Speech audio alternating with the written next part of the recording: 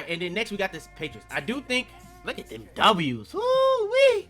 Woo-wee. Look at all the Mays, man. 200 or more every game. Like, come on. I do think the Patriots have started to go, like, May has not been as good with Booty since he got injured in that game against Atlanta.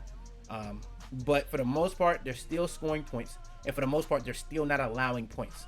So, Patriots, for the most part, is a team that's hard to score on, and it's a team that scores points.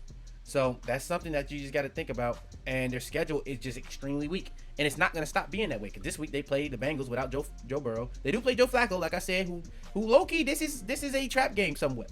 This is somewhat of a trap game.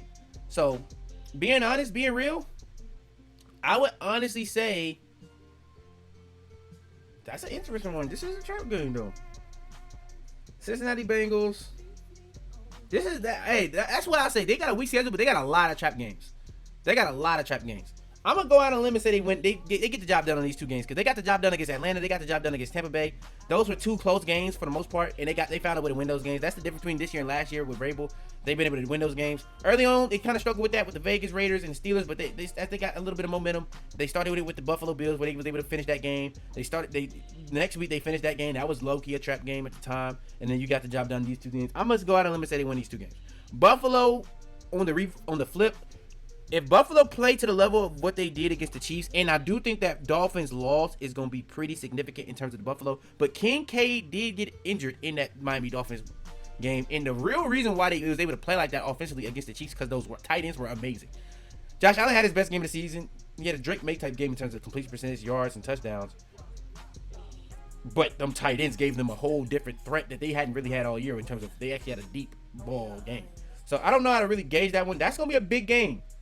If the Patriots win this game, that's the division. They won the division off that one because that will be the fourth loss for the Buffalo.